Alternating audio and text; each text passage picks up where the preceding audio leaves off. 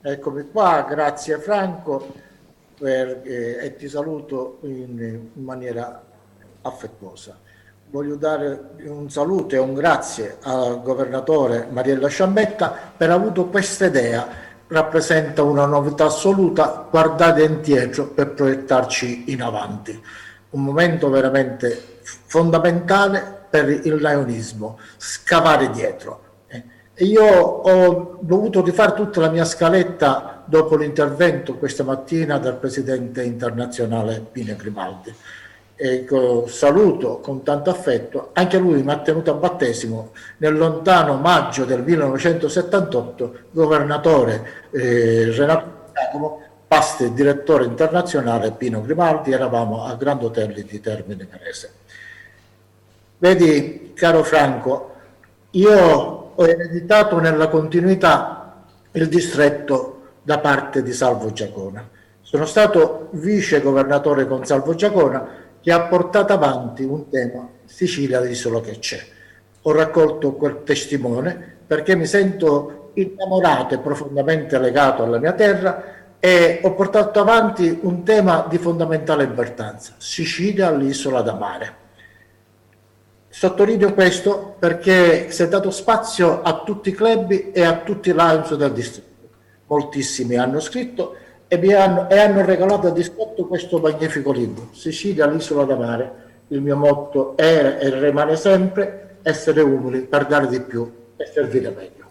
Questo libro che raccoglie le testimonianze importantissime ed è stato oggetto di tesi di laurea all'Università di Palermo, ma voglio citare in modo particolare quello che hai scritto tu, caro Franco, nel lontano 1953 sei stato testimone di un avvenimento straordinario, Madonna delle Lacrime, il privilegio di un'esperienza indimenticabile.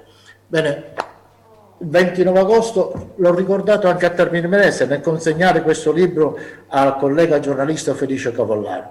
Tu hai scritto, avevi 8 anni, sei stato un privilegiato, non dico fortunato, chiamato forse inavvertitamente in quella strada affollatissima in cui avveniva questo grande miracolo, e hai scritto in maniera eccezionale, lanciando un messaggio d'amore e di solidarietà per questa nostra terra. Grazie Franco per quello che hai scritto, l'ho riportato nel libro che possono leggere tutti. E questa è stata la cosa più bella e più significativa, raccogliere una testimonianza che mi aveva lasciato Salvo Giacona, l'ho fatta mia, l'abbiamo fatta nostra e l'abbiamo consegnato oggi alla storia. Tante attività, bambini nel bisogno, una fame nel mondo, ambiente, abbiamo trattato quell'anno, in modo particolare l'obesità dei bambini. Gino Vetro ha portato avanti questo in maniera encomiabile e abbiamo fatto tanti incontri con i bambini e maestri delle scuole per cercare di realizzare determinate cose.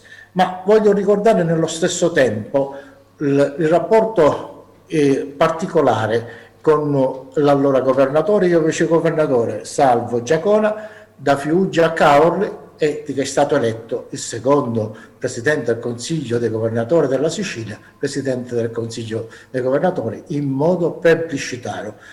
14-3 i voti, in quella presiedeva il presidente del Consiglio dei governatori, che era il generale Tatangelo. Anche lì noi abbiamo affrontato temi che ritornano oggi di attualità e ritornano in maniera imperiosa, perché Salvo Giacona è stato recentemente nominato dalla Commissione per riformare i distretti. All'epoca ha detto non è possibile andare avanti con tutti questi distretti. I distretti si debbono rapportare alla regione. Non ha senso che ancora esistono in Lombardia 4 distretti. Non ha senso che la Liguria si inserisce nel Piemonte, e non ha senso che la Spezia faccia parte di un distretto che è l'Emilia-Romagna. Addirittura all'inizio c'era un grandissimo distretto, Itali oggi ricordava sia Salvo Giacona che Pino Grimaldi, Itali distretto A, che andava dalla Romagna ad Otranto. Sarà un compito difficile ma necessario e indispensabile. nel grande distretto, perché io sono nato lainisticamente nel 108 sono, per capirci, Napoli, Basilicata, Calabria, Sicilia. E l'ultimo governatore siciliano di questo grande distretto è stato Cesare Fulci, che mi ha voluto accanto.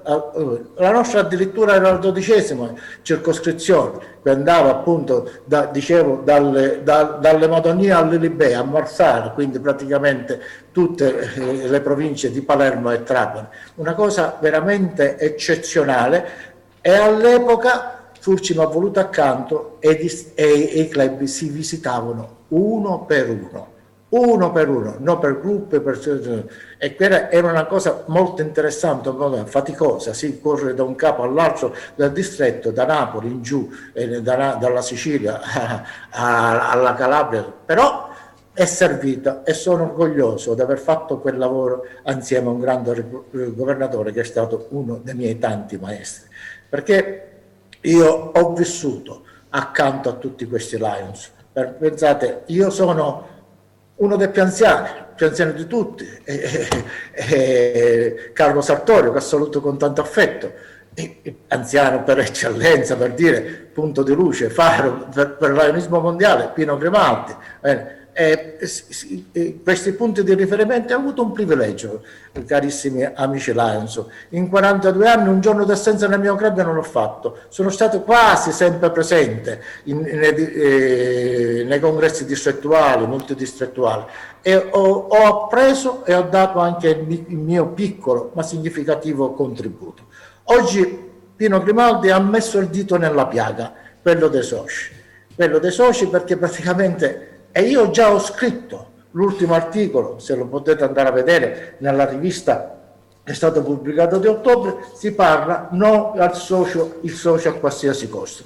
E precedentemente, scartabellando nel mio archivio ricco, grazie a Ettore che mi ha aiutato, sono venute fuori tante cose importantissime. Vedete, questo è il distretto 108Y, praticamente il direttore era Pippo Franco e Pino Refici. Un mio articolo, ecco qua, dell'epoca, Pino Grimaldi in prima linea perché era impredicato di diventare direttore internazionale, in cui io parlavo col governatore Sarpi, ancora recuperiamo il socio, ogni Lions deve essere pronto e preparato. Quando si suonava un campanello d'allarme per un socio è socio, signori miei, il socio deve diventare Lions.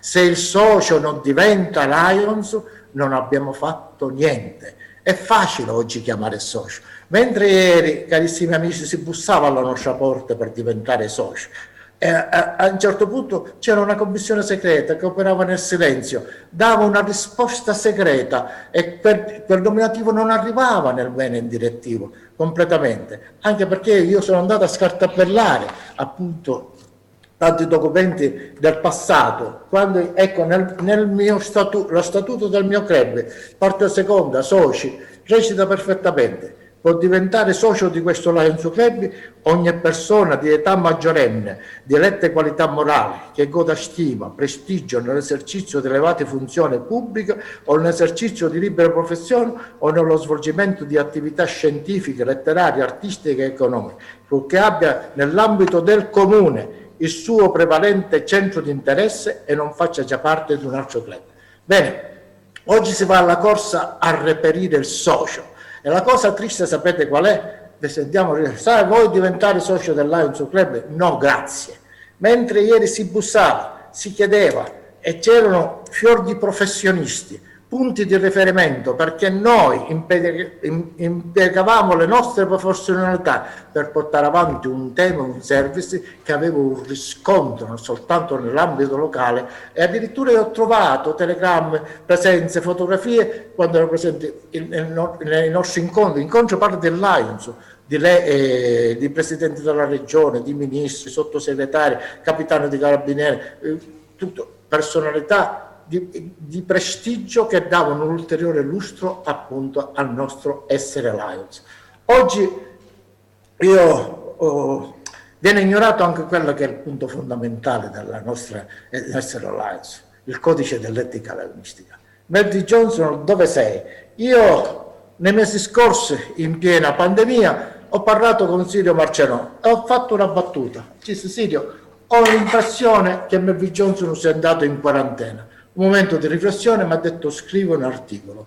Lo trovate a pagina 65 del numero appunto di giugno. A un certo punto recuperiamo insieme l'Homo Lions. Ho scritto solo le prime battute, dico.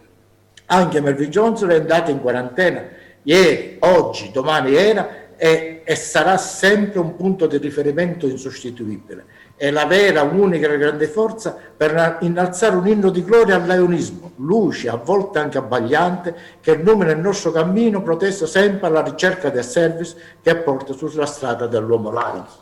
L'ho scritto e poi sono ritornato ancora su questo argomento. Non il Lions a qualsiasi costo, lo trovate nel numero d'agosto. Essere molto è un fatto positivo, ma bisogna cercare il socio di qualità. Allora diciamo chiaramente no al socio a qualsiasi costo. Proliferazione dei club. Oggi noi assistiamo più club e meno soci. Vedete, quando Salvo Giagnone mi ha consegnato il distretto erano 5.200 soci. Io ho fatto di tutto per mantenere quella cifra. Da allora c'è stata una lenta erosione fino ad arrivare ai tempi nostri 3.500 soci. Non si può operare in questa maniera. E assistiamo con la distrazione generale che a volte un socio di pochi mesi, di meno di un anno, diventa presidente. Ahimè, signori, in momenti di difficoltà nei club, nei soci, avviene sempre. Anzi, io l'ho benedetto, li continuo a benedire perché mi fa riflettere e mi aiuta a crescere. E nel caso specifico, nel momento di crisi, il socio più anziano, il socio più esperto deve ritornare a fare presidente. Noi da volte l'ha fatto Manuel Barbate, e porto due esempi. Addirittura a Taormina, un grossissimo club di prestigio, un momento difficile tornò a fare il presidente il pasti governatore Sarino Cacciolo, a Palermo Normanno il pasti governatore De Giacomo. Vedete, questi sono esempi che lasciano riflettere. E allora non ci interessa, addirittura si creano club su scissioni, e quindi praticamente il codice dov'è? Dov'è il codice? La nostra bussola. Il codice è la nostra bussola da tenere sempre presente. Non si deve leggere soltanto nelle grandi occasioni. Facciamo in modo di leggere anche nei direttivi, facciamo nelle assemblee per fare capire e spiegare ai nuovi soci che devono diventare Lions che cosa è il lionismo. Soltanto questo articolo che già, perché ho avuto un filo diretto con la cara Mariella su Melvin Johnson, sui soci, e ho girato in anteprima e l'ho girato contemporaneamente alla rivista nazionale Qualità, e vedete questo motto di chi era? Di Jean Berat, il presidente internazionale francese: recuperiamo l'uomo anziano e fare crescere il lavorismo. Scrivo così: guardiamo con particolare attenzione alla società in questo momento inusuale e quanto difficile. Osserviamo che il divenire della società non si ferma, e in questo contesto ci sono anche Lions che cercano con determinazione di migliorarsi e per migliorare. Quindi suoniamo un campanello d'allarme, come ci ha invitato a suonarlo questa mattina Bruno Grimaldi. Facciamolo nostro, e dobbiamo essere i paladini del lainismo. Noi dobbiamo credere più degli altri per dare agli altri sempre di più. Concludo, sono andato oltre il tempo, chiedo scusa, potrei parlare anche a lungo. Concludo così come ho iniziato, col mio motto: essere numeri per dare di più e servire meglio. Grazie governatore, grazie a tutti.